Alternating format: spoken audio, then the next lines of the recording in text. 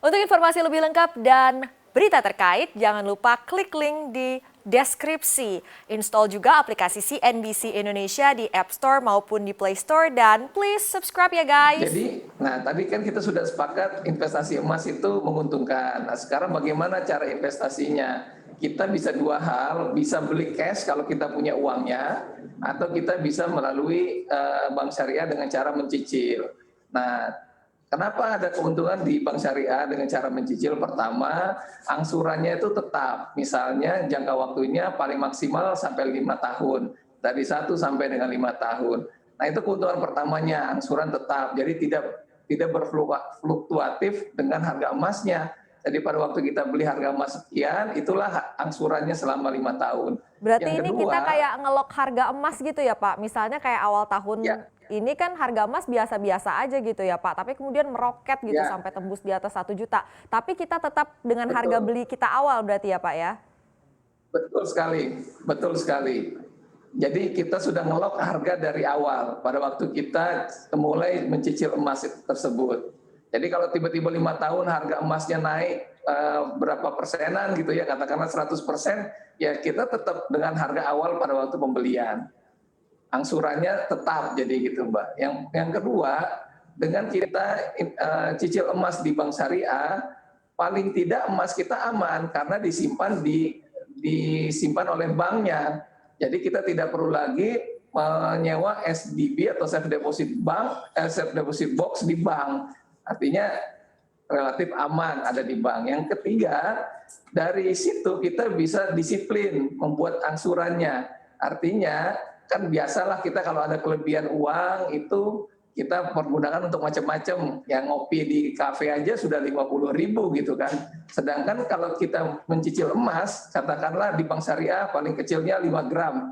Itu dengan perharinya itu cuma 3 ribuan. Kita sudah bisa dapat 5 gram emas kalau dicicil selama 5 tahun. Nah, yang berikutnya, keuntungan berikutnya, kalau pelunasan dipercepat, katakanlah kita tadinya mau 5 tahun, tapi baru 3 tahun kita mau lunasi dipercepat gitu kan, karena kita dapat rezeki bonus dari kantor atau yang lainnya.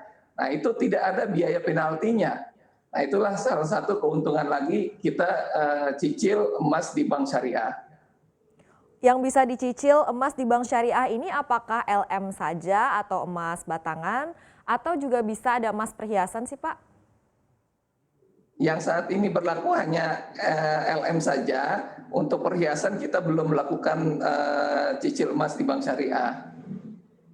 Oke, kalau Anda dari sisi pelaku usaha melihat tren emas yang digemari oleh masyarakat saat ini seperti apa Pak?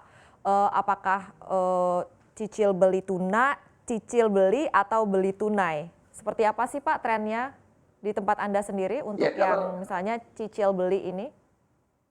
Baik, kalau kita lihat kita lihat ngomong emasnya dulu ya. Kalau kita lihat produksi dari Antam itu di triwulan ketiga itu hanya 400-an kilogram.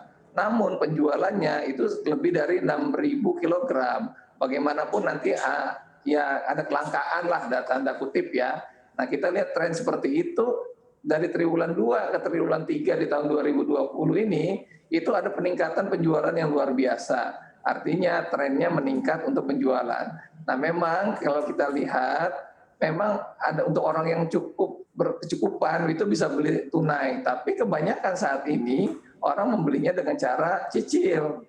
Karena melihat kondisinya emas ini kan bisa mulai dari orang kecil. Yang tadi saya sampaikan misalnya dengan angsuran 3.000 per hari saja, itu kita bisa dapatkan emas 5 gram. Itu artinya seperti saya sampaikan tadi di awal bahwa ini tidak hanya orang yang punya saja yang bisa investasi di emas, tapi orang kelas bawah pun gitu ya bisa beli emas dengan mencicil gitu. Oke.